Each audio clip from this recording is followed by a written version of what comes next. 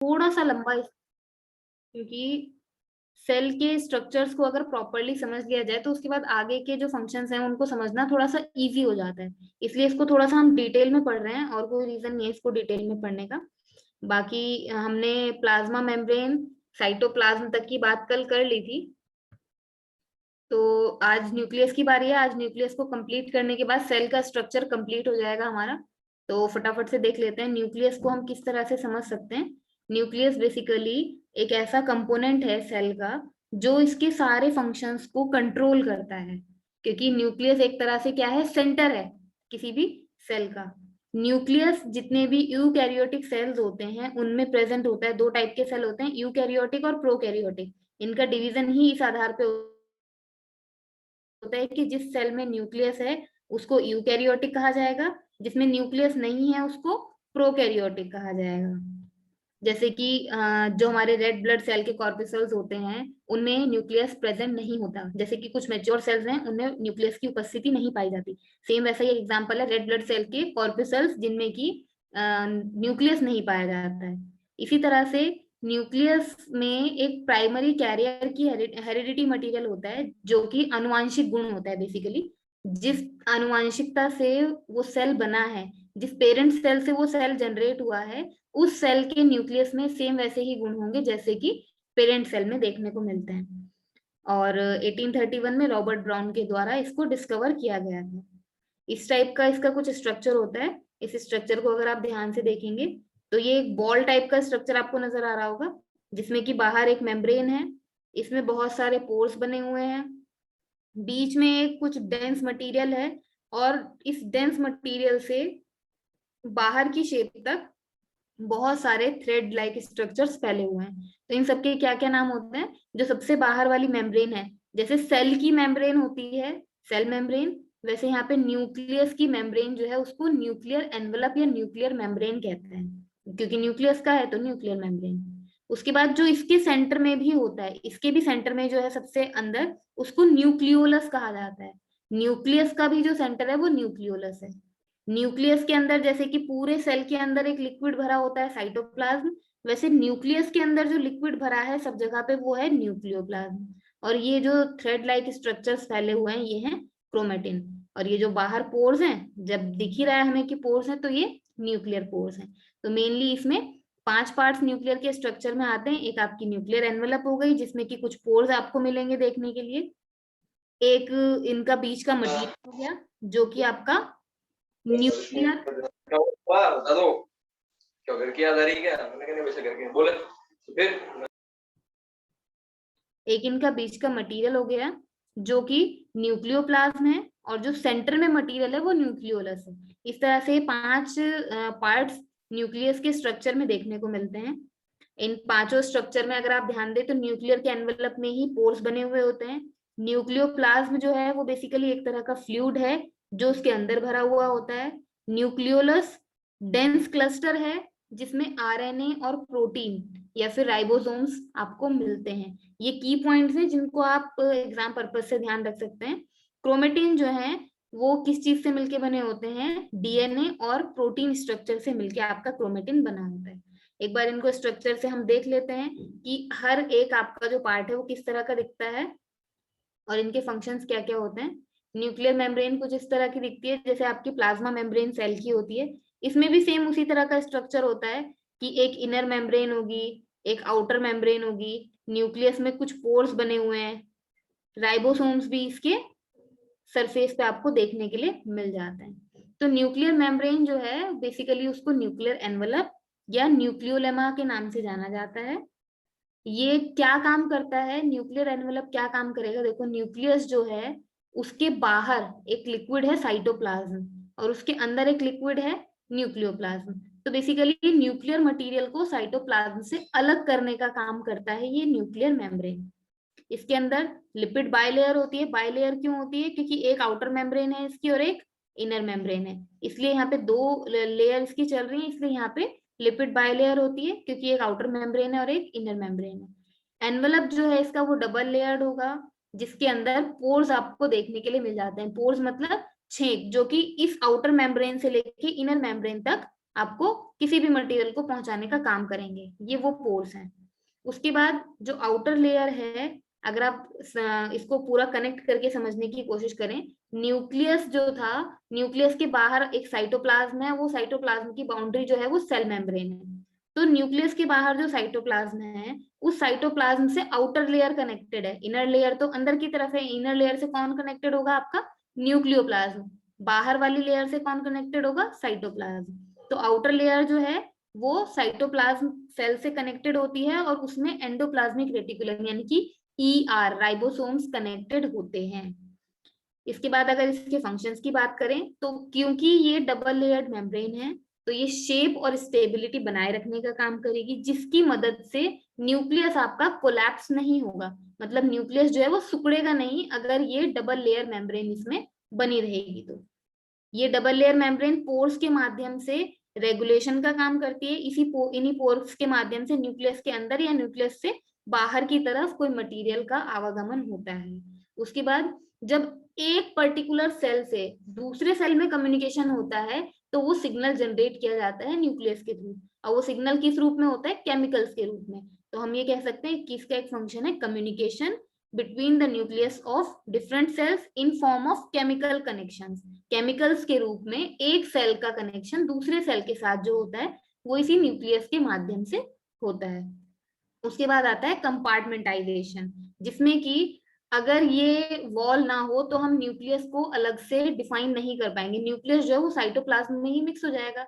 इसी वॉल की वजह से कंपार्टमेंट बनता है अलग, जिसको न्यूक्लियस कहते हैं, और इसके बाहर साइटोप्लाज्म है जिसके अंदर बहुत सारे आपके ऑर्गेनेल्स रहते हैं, जैसे कि माइटोकॉन्ड्रिया हो गया, राइबोसोम हो गया, पेरोक्सिसोम हो गया, जो हमने कल सब पढ़े थे। तो ये कंपार्टमेंटाइजेशन का मतलब क्या है कि ये न्यूक्लियर मटेरियल को सेपरेट करता है सेल्यूलर मटेरियल से, इसलिए एक कंपार्टमेंट की तरह बन जाता है अलग। इसके बाद अगर बात करें न्यूक्लियर पोर्स की, तो न्यूक्लियर पोर्स कुछ इस तरह के दिखते हैं, आप इस डायग्राम में देख सकते हैं। ये न्यूक्लियस की RER के थ्रू इमेजिंग ली गई है, जिसमें कि ये जो आप डॉट डॉट डॉट डॉट देख रहे हैं ये पूरा ये न्यूक्लियस है, और इसमें ये जो व्हाइट व्हाइट से डॉट्स हैं ये न्यूक्लियर पोर्स हैं। बाहर की जो ये लेयर है ये ब्लैक वाली, ये न्यूक्लियर एनवेलप है, और सेंटर में न्यूक्लियोलस है, और ये बहुत ही छोटा है, 500 नैनोमीटर का है।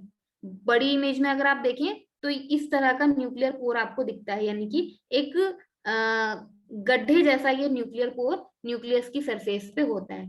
तो इसके बेसिक काम क्या है? सबसे पहला, एक तो ये न्यूक्लियर एनवेलप के साथ ही फीचर करेगा, मतलब न्यूक्लियर एनवेलप के साथ ही एग्जिस्ट करेगा। दूसरा, माइक्रोस्कोपी में इसको फ्री स्ट्रक्चर के रूप में देखा जा सकता है। माइक्रोस्कोप से अगर इसको देखते हैं तो इसके पोर्शन जो है वो फिक्स्ड होते हैं, मतलब पोर जो है वो मूव नहीं करते हैं। इनर और आउटर मेम्ब्रेन को फ्यूज करने का काम करता है। जैसे अभी हमने देखा पीछे की दो मेम्ब्रेन है, एक इनर मेम्ब्रेन एक आउटर मेम्ब्रेन, उसके बीच में एक पाइप नुमा स्ट्रक्चर है जिसको हमने पोर नाम दिया है, यानी कि छेक। तो वो क्या काम कर रहा है? इनर मेम्ब्रेन और आउटर मेम्ब्रेन को कनेक्ट करने का काम कर रहा है, अदरवाइज दोनों मेम्ब्रेन के बीच में खाली स्पेस था। इनकी एक जनरल जो काउंटिंग है किसी भी न्यूक्लियस में, वो 3000 से 4000 पोर्स होती है। और न्यूक्लियस अपने आप में बहुत छोटा होता है, सेल अपने आप में बहुत छोटा होता है, उस सेल के न्यूक्लियस के अंदर भी 3000 से 4000 पोर्स होते हैं, तो पोर्स का साइज और छोटा हो जाता है। जब न्यूक्लियर पोर के फंक्शन की बात करते हैं तो ये क्या करेगा? बाहर वाले मटेरियल को अंदर वाले मटेरियल तक लेकर जाने का, यानी कि एक्सचेंज करेगा मटेरियल्स को न्यूक्लियस और साइटोप्लाज्म के बीच में। दूसरा, जो लो मॉलिक्यूलर वेट वाले सॉल्वेंट्स हैं उनका डिफ्यूजन करेगा। डिफ्यूजन मतलब अगेन मिक्सिंग से होता है, जैसे हमने पढ़ा था किशमिश में पानी का डिफ्यूज होना, वो भी ऑस्मोसिस की जो प्रक्रिया है वो भी एक तरह का डिफ्यूजन होता है। तो यहाँ पे पैसिव डिफ्यूजन होगा लो मॉलिक्यूल वेट वाले सॉल्यूट्स का न्यूक्लियस के अंदर की ओर। उसके बाद ये एक एफिशिएंट पासेज बनाता है जिसके मदद से बहुत सारे प्रोटीन फैक्टर्स कॉम्प्लेक्स की रिक्वायरमेंट को कंप्लीट कर पाते हैं इन्हीं न्यूक्लियर पोर्स की मदद से। इसके बाद अगर हम देखें न्यूक्लियोप्लाज्म क्या है, तो न्यूक्लियोप्लाज्म क्या था? जैसे कि ये लिक्विड होता है न्यूक्लियस के बीच में, एंडोप्लाज्मिक रेटिकुलम से इसके बाहर है, ये न्यूक्लियस का स्ट्रक्चर दिखाया गया है। तो न्यूक्लियोप्लाज्म बेसिकली क्या है? ये लिक्विड है जो अंदर पर्पल से कलर का आपको पूरा दिख रहा है। जैसे कि एंडोप्लाज्मिक रेटिकुलम जहां पे था वो पूरा जो था वो साइटोप्लाज्म था, तो न्यूक्लियस के अंदर वाला जो है वो न्यूक्लियोप्लाज्म हो जाएगा। और इसकी प्रॉपर्टीज भी काफी हद तक वैसी हैं जैसे साइटोप्लाज्म की होती हैं, जैसे कि जेली लाइक स्ट्रक्चर होगा और मोस्ट ऑफ द मटेरियल जो है इसमें वो इसका वाटर से बना होगा। जैसे कि साइटोप्लाज्म के अंदर सेल है, वैसे ही न्यूक्लियोप्लाज्म के अंदर न्यूक्लियस के अंदर न्यूक्लियोप्लाज्म होगा, जैसे कि सेल के अंदर साइटोप्लाज्म है। जितने भी अदर मटेरियल हैं न्यूक्लियस के अंदर न्यूक्लियोप्लाज्म में, बाकी जो क्रोमेटिन मटेरियल है वो इसमें फ्लोट करते रहते हैं, यानी कि वो घूमते रहते हैं, उनकी शेप फिक्स्ड नहीं होती, उनकी पोजीशन फिक्स नहीं होती। ये क्या काम करता है, न्यूक्लियस को इसकी शेप बनाए रखने में और ट्रांसपोर्टेशन में मदद करता है। अगर अंदर ये जेली लाइक स्ट्रक्चर ना हो तो ये वॉल जो है न्यूक्लियस के बाहर की, ये कोलैप्स हो सकती है। अंदर ये भरा हुआ है, इसी कारण से कोलैप्स न्यूक्लियस नहीं होता है। तो न्यूक्लियस के कोलैप्स ना होने में एक मददगार साबित होता है न्यूक्लियोप्लाज्म, और दूसरा होता है न्यूक्लियर वॉल। क्योंकि एंडोप्लाज्मिक रेटिकुलम बाहर से इतना प्रेशर लगा रहा है, अगर अंदर कुछ भी मटेरियल नहीं होगा तो ये न्यूक्लियस तो पूरा कोलैप्स हो जाएगा और केवल न्यूक्लियोलस तक ये बचेगा। लेकिन अंदर ये जो मटेरियल है जो इसको कोलैप्स होने से बचाता है वो है न्यूक्लियोप्लाज्म और न्यूक्लियर वॉल। तो न्यूक्लियोप्लाज्म का काम भी लगभग न्यूक्लियर वॉल के जैसा ही है कि शेप मेंटेन करने में उसकी मदद करेगा और ट्रांसपोर्टेशन में उसको एक मीडियम प्रदान करेगा। ये एक टाइप का प्रोटोप्लाज्म होता है। प्रोटोप्लाज्म एक कैटेगरी है, केवल आप नाम के लिए याद रख सकते हैं। प्रोटोप्लाज्म के टाइप में ही न्यूक्लियोप्लाज्म आता है और साइटोप्लाज्म आता है। मतलब जितने भी प्लाज्मा होते हैं, प्लाज्मा टाइप के जितने भी स्ट्रक्चर हैं, उनमें प्रोटोटाइप एक प्लाज्मा है और न्यूक्लियोप्लाज्म उसी का एक पार्ट है। और ये जो न्यूक्लियोप्लाज्म है, कंप्लीटली ये पूरा का पूरा इस न्यूक्लियर वॉल के अंदर ही होता है, इस न्यूक्लियर वॉल से बाहर नहीं होता है। उसके बाद न्यूक्लियोलस की अगर बात करें तो न्यूक्लियोलस जो है, यानी कि ये जो न्यूक्लियस का भी सेंटर है, ये मेन फंक्शन होता है न्यूक्लियस का, जो राइबोसोम फैक्ट्री के नाम से जाना जाता है। इसमें बहुत लार्ज प्रोमिनेंट स्ट्रक्चर्स होते हैं जो क्रोमोसोम्स होते हैं, जिनके माध्यम से आपका न्यूक्लियस का सेल डिवीजन होता है। सेल डिवीजन जब होता है तो न्यूक्लियस के जो क्रोमोसोम्स हैं वही डिवाइड होते हैं, म्यूटोसिस और मायोसिस दोनों प्रक्रियाओं में। तो इसके अंदर ही वो प्रोमिनेंट स्ट्रक्चर्स ऑफ क्रोमोसोम पाए जाते हैं। अंदर जो न्यूक्लियोलस है इसकी कोई मेम्ब्रेन नहीं होती है, ये चीज ध्यान रखेंगे। न्यूक्लियस की मेम्ब्रेन होती है, लेकिन न्यूक्लियोलस जो है वो मेम्ब्रेन लेस होता है, उसमें मेम्ब्रेन नहीं होती। केवल यहाँ पे एक डेंस स्ट्रक्चर होता है, यानी कि घनत्व ज्यादा होता है किसी एक मटेरियल का, जिसकी वजह से ये अलग नाम से जाना जाता है और इसको एक अलग नाम दे दिया जाता है। उसके बाद ये जो न्यूक्लियोलस है, यहीं पे आरएनए का डायरेक्ट सिंथेसिस होता है, यानी कि राइबो न्यूक्लिक एसिड, जिससे आपका डीएनए बनता है, डीऑक्सी राइबो न्यूक्लिक एसिड। तो पहले आरएनए बनता है, उससे फिर डीएनए जो बनता है उसका सिंथेसिस आपका यहीं पे न्यूक्लियोलस के अंदर होता है। न्यूक्लियस के अंदर जो न्यूक्लियोलस है वहां पर आपका आरएनए प्रोड्यूस होता है। न्यूक्लियोलस का जो साइज है या वॉल्यूम है वो अराउंड पूरे न्यूक्लियस का 25% होता है। आप देख भी सकते हैं, अगर इस न्यूक्लियस को हम 4 बराबर भागों में बांट दें तो लगभग 25% एरिया में आपका न्यूक्लियोलस फैला हुआ रहता है। मेन फंक्शन जो है इस न्यूक्लियोलस का वो क्या है, राइबोसोम्स में जो आरएनए है उनको रीराइट करना और उनको प्रोटीन के साथ कंबाइन करना। ये बस इसका एक मेन फंक्शन है जो ध्यान हम रखेंगे।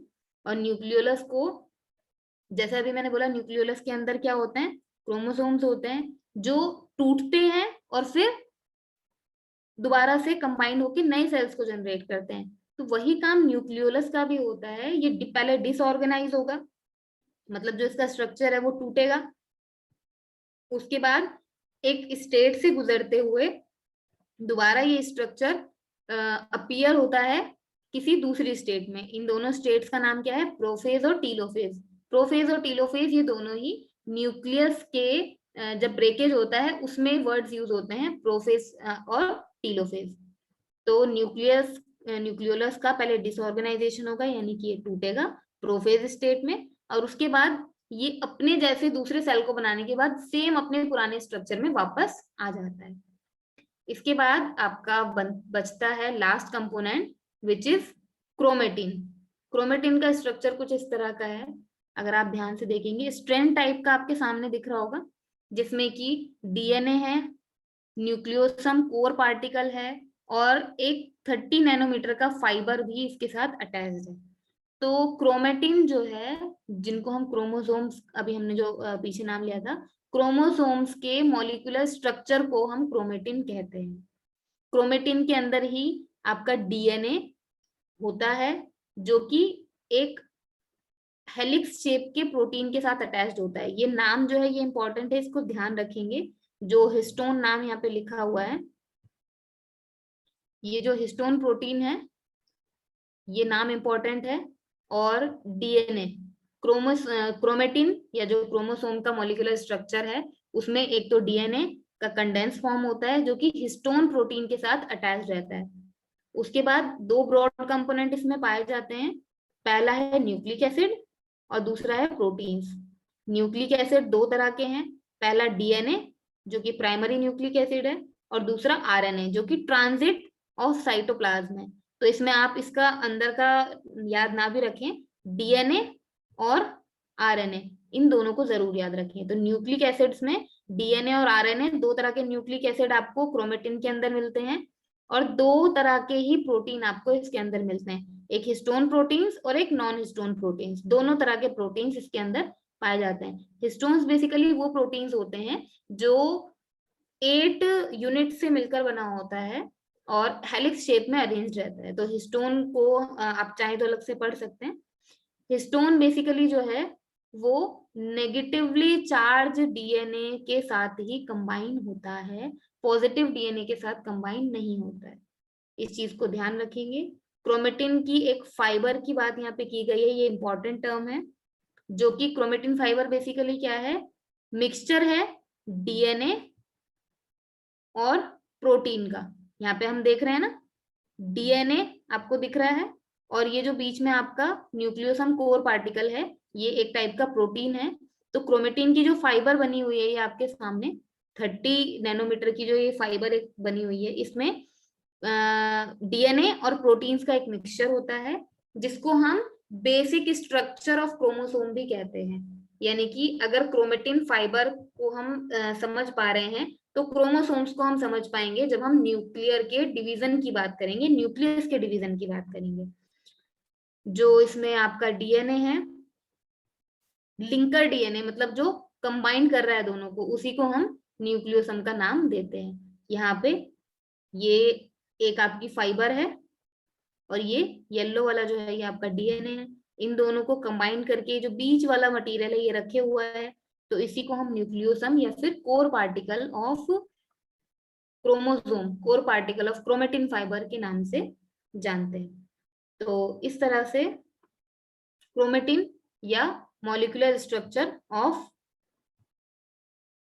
क्रोमोसोम, इसको हम कहते हैं।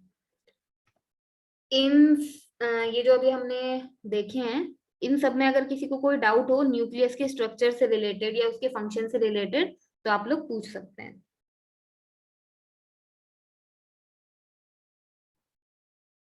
न्यूक्लियस का जो अभी हमने स्ट्रक्चर देखा है, जिसमें nucleus membrane, nuclear pore, nucleoplasm, nucleolus और क्रोमेटिन, इन चार चीजों की बात की गई है। इन चारों के फंक्शन में, इनके स्ट्रक्चर में अगर किसी को कोई डाउट है तो आप उसको क्लियर कर सकते हैं।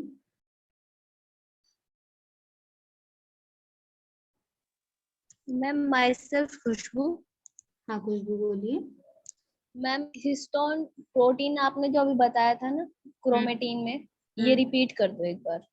देखो हिस्टोन प्रोटीन जो है ये बेसिकली 8 यूनिट ऑफ प्रोटीन से मिलके बना हुआ हेलिक्स शेप का जैसा डीएनए होता है उसी तरह का होता है।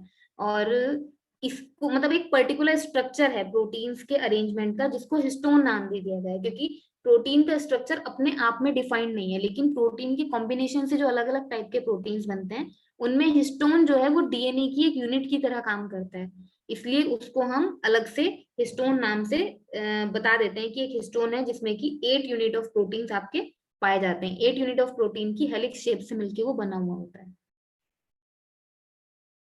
मैम मतलब कि जो हिस्टोन प्रोटीन है, तो वो प्रोटीन की एक स्पेसिफिक वेरिएशन होगी कि 8 नंबर ऑफ प्रोटीन मिलेंगे किसी पर्टिकुलर टाइप के, तो वो हिस्टोन प्रोटीन बनाएंगे। हाँ, हिस्टोन प्रोटीन की अपनी एक स्ट्रक्चर होती है, जैसे डीएनए की अपनी एक स्ट्रक्चर होती है, सेम यस उसी मैम। टाइप से हिस्टोन प्रोटीन जो है आपका, वो भी एक पर्टिकुलर फिक्स स्ट्रक्चर का होता है। Okay ma'am. और किसी का कोई क्वेश्चन या डाउट हो तो आप पूछ सकते हैं।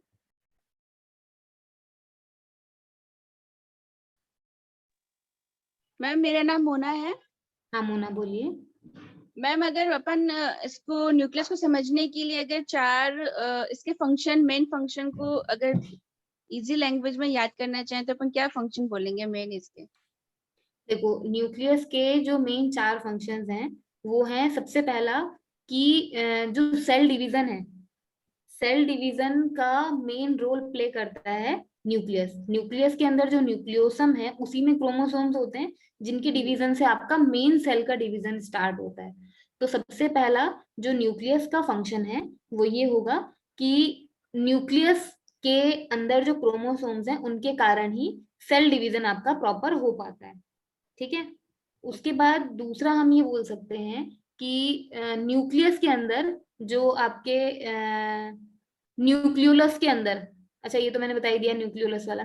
क्रोमेटिन में जो क्रोमोसोम्स हैं ये आपके न्यूक्लियस के डिवीजन में साथ साथ नए सेल के प्रोडक्शन में भी हेल्पफुल होते हैं। ठीक है। तीसरा, अगर साइटोप्लाज्म और न्यूक्लियस के अंदर का जो मटेरियल है उन दोनों को सेपरेट करना है, या फिर न्यूक्लियस का जो एक पूरा स्ट्रक्चर है उसको न्यूक्लियस का नाम देना है, तो उसमें कुछ चीजें अलग होनी चाहिए। और उस साइटोप्लाज्म से, ठीक है, मतलब जो बाहर वाला मटेरियल है उससे कुछ चीजें अलग होनी चाहिए। अगर उससे चीजें अलग नहीं होंगी तो वो न्यूक्लियस अलग मटेरियल नहीं कहलाएगा, वो भी साइटोप्लाज्म का एक ऑर्गेनल ही कहलाएगा। तो उसके अंदर जो न्यूक्लियोप्लाज्म है उसकी प्रॉपर्टी साइटोप्लाज्म से अलग होती है, जिसके कारण बीच में सेंटर में न्यूक्लियोलस बन पाता है। अगर वो न्यूटोप्लाज्म जो है, न्यूरोप्लाज्म जो है, वो प्रॉपर्टीज अलग नहीं होंगी साइटोप्लाज्म से, तो बीच में सेंटर में न्यूक्लियोलस नहीं बन पाएगा, और न्यूक्लियोलस नहीं बनेगा तो सेल डिवीजन में ये रोल प्ले नहीं कर पाएगा। कहने का मतलब, 2 प्रॉपर्टीज आपके न्यूक्लियोलस की हो गई जो एक सेल डिवीजन में, एक न्यूक्लियस डिवीजन में पार्ट लेता है। तीसरी प्रॉपर्टी आपकी न्यूक्लियोप्लाज्म की हो गई, जिसका काम है कि वो न्यूक्लियस के स्ट्रक्चर को बनाएगा और उसी के कारण न्यूक्लियोलस बीच में एक डेंस बनेगा, जिसके बाद आपका ये सेल डिवीजन वाला प्रोसीजर हो सकता है। और चौथा, जो हमारे मेन एक फंक्शन होता है डीएनए, जिसके बेस पे हमारी पूरी प्रॉपर्टीज, हमारी बॉडी की सारी चीजें पता लगाई जा सकती हैं, वो डीएनए जिससे बनता है आरएनए से, उस आरएनए का सिंथेसिस यहीं पे न्यूक्लियोलस के अंदर या फिर न्यूक्लियस के अंदर होता है। तो इस तरह से 4 मेन प्रॉपर्टीज इसकी ये हो गई हैं कि पहला, साइटोप्लाज्म से डिफर करता है न्यूक्लियोप्लाज्म, जिसके कारण अंदर आपका एक न्यूक्लियोलस बन पाता है। दूसरा, न्यूक्लियोलस ही न्यूक्लियर के डिवीजन में या सेल के डिवीजन में पार्टिसिपेट करता है। तीसरा, अगर जो डीएनए है उसके सिंथेसिस में जो इंपॉर्टेंट टर्म है आरएनए, उस आरएनए का जो सिंथेसिस है यानी आरएनए का जो बनना है वो भी इस न्यूक्लियस के अंदर ही हो पाता है। तो ये इसके 4 इंपॉर्टेंट फंक्शंस हो जाते हैं आपके। ओके मैम, ठीक है, क्लियर हो गया। मैम कोर्स के बारे में आप कुछ स्पेसिफिक चीजें बता रहे थे ना, वो रिपीट कर दो एक बार। पोर्स के बारे में देखो, पोर्स का मेन काम क्या है? पोर आप एक तरह से ऐसा समझ सकते हैं कि अगर हमारे हम फर्स्ट फ्लोर पे रह रहे हैं, आपकी छत और आपके फ्लोर के बीच में एक पाइप डाल दिया जाए, तो फर्स्ट फ्लोर से जो भी लिक्विड डाला जाएगा वो उस पाइप से होते हुए सीधा ग्राउंड फ्लोर पे चला जाएगा, आपके कमरे में नहीं आएगा। यानी कि एक आउटर मेम्ब्रेन है जो आपकी छत हो गई, आपके कमरे की छत हो गई, एक इनर मेम्ब्रेन है जो आपके कमरे का फर्श हो गया, अगर आप फर्स्ट फ्लोर पे रह रहे हैं, ठीक है। और एक पाइप आपने छत में से खोद के अपने फर्श में डाल दिया, तो वो पाइप किसका काम करेगा? वो पाइप पोर का काम करेगा, क्योंकि उसने क्या किया, इनर मेम्ब्रेन और आउटर मेम्ब्रेन के जो बीच का स्पेस था उसमें कुछ नहीं घुसाया, सीधा आउटर मेम्ब्रेन से जो मटेरियल आया उसको इनर मेम्ब्रेन के अंदर जाके छोड़ दिया। लेकिन आउटर मेम्ब्रेन और इनर मेम्ब्रेन के बीच में भी तो एक स्पेस है ना, उस स्पेस में भी मटेरियल आ सकता है। अगर मान लीजिए वो पाइप हम बीच में ना लगाएं तो जो छत में से पानी आएगा वो हमारे कमरे के फर्श में फैल जाएगा। लेकिन हमने क्या किया कि छत में से जो पानी आ रहा है उसके लिए हमने एक पाइप लगा दिया, और सेम वही पाइप हमने अपने फर्श में से होने संचित हो जाना। दूसरा, रिस्पॉन्सिवनेस। रिस्पॉन्सिवनेस मतलब किस तरह से आपके स्टिमुलस रिस्पॉन्ड करते हैं, किस तरह से बॉडी आपकी मूव करती है। रिप्रोडक्शन सिस्टम, ग्रोथ सिस्टम और डिफरेंशिएशन, ये 6 के 6 बेसिक लाइफ प्रोसेस बहुत ही इंपॉर्टेंट हैं, इनको जरूर ध्यान रखेंगे। बाय नेम ये आपको याद होने चाहिए। उसके बाद सेल के शेप की जब हमने बात करी थी, ये सब चीजों को आप चाहें तो याद रख सकते हैं, बाकी इतना कोई इंपॉर्टेंट नहीं है। मेन चीज आती है सेल का स्ट्रक्चर, जिसमें कि 3 मेन कंपोनेंट होते हैं, एक प्लाज्मा मेम्ब्रेन जिसको सेल मेम्ब्रेन भी कहा जाता है, दूसरा साइटोप्लाज्म और तीसरा न्यूक्लियस। उसके बाद हमने ये देखा था कि जो प्लाज्मा मेम्ब्रेन है उसके क्या क्या फंक्शंस हैं, जैसे लिपिड बायलेयर से बनी होती है, परमिएबिलिटी उसकी सिलेक्टिव होती है, कुछ चीजों को पास आउट होने देती है, कुछ को नहीं होने देती है। 3 टाइप के लिपिड उसमें मेन होते हैं, जिसमें फॉस्फोलिपिड सबसे ज्यादा होता है। इसी तरह से कौन कौन से उसमें प्रोटीन्स इनहेरेंट होते हैं, कौन से 2 प्रोसेस से ट्रांसपोर्टेशन पॉसिबल हो पाता है। प्लाज्मा मेम्ब्रेन ही वो है जो उत्तेजकों को एब्जॉर्ब करती है, ऑर्गेनल्स को प्रोटेक्ट करती है। इस तरह की प्रॉपर्टीज प्लाज्मा मेम्ब्रेन की हमने पढ़ी थी। इस डायग्राम में पूरी जो पीछे चीजें बताई गई हैं उनको हमने समझा था। इसके बाद हमने ट्रांसपोर्टेशन को डीप में बताया था कि पैसिव ट्रांसपोर्टेशन भी 3 टाइप का होता है और एक्टिव ट्रांसपोर्टेशन भी 3 टाइप का होता है। इसके बाद सेल स्ट्रक्चर में साइटोप्लाज्म की बात की गई थी, जिसके 2 मेन कंपोनेंट थे, एक था साइटोसोल और एक था ऑर्गेनल्स। साइटोसोल जो कि एक लिक्विड था, उस लिक्विड की प्रॉपर्टीज बताई गई थी। इसमें 2 इंपॉर्टेंट चीजें, इंट्रासेल्युलर फ्लूइड है, 55% ऑफ टोटल साइटोप्लाज्म होता है, 70 से 90% इसमें वाटर होता है।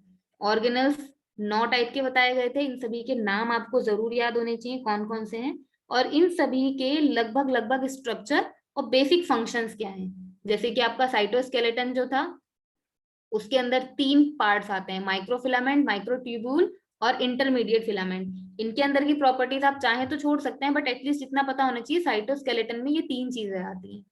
दूसरा सेंट्रोसोम, जब सेंट्रोसोम की बात करी थी तो इसके स्ट्रक्चर को हमने डीप में समझा था। इसका स्ट्रक्चर जरूर आपको समझ में आना चाहिए और पता होना चाहिए, याद होना चाहिए। 9 क्लस्टर्स ऑफ 3 माइक्रोट्यूब्यूल्स होता है। सीलिया फ्लैजिला इसी की तरह होते हैं, सेंट्रोसोम की तरह। राइबोसोम्स थे, राइबोसोम्स में इतना ज्यादा कुछ था नहीं याद करने के लिए। एंडोप्लाज्मिक रेटिकुलम स्पेशली 2 तरह के होते हैं, एक रफ और स्मूथ, और किसकी वजह से होते हैं, राइबोसोम्स की वजह से। उसके बाद गोल्जी बॉडी, इनके बहुत सारे फंक्शंस थे। लाइसोसोम, इसका मेन एक फंक्शन जो था वो है ऑटोफेगी, यानी कि ब्रेकडाउन और रिपेयरिंग ऑफ सेल्स। उसके बाद आपका आता है